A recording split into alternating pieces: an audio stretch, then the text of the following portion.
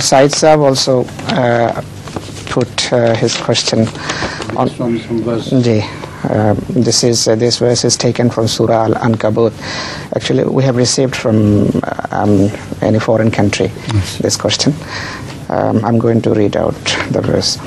أعوذ بالله من الشيطان الرجيم ووهبنا له إسحاق ويعقوب وجعلنا في ذريته النبوة والكتاب وآتيناه أجره في الدنيا وإنه في الآخرة لمن الصالحين.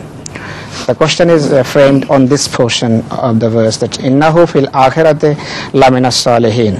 The questioner says that Huzur, is it not a sort of demotion for Abraham, because in worldly life he was a prophet and hereafter he will be among the salihin?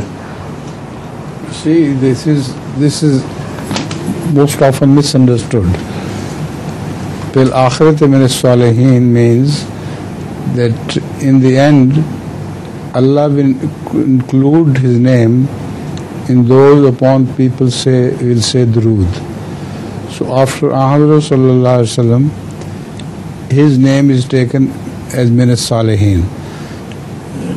Some Shias believe that salihiyat is a demotion, while it is not a demotion. Salihiyat begins with ordinary salihiyat and rises up to the prophethood.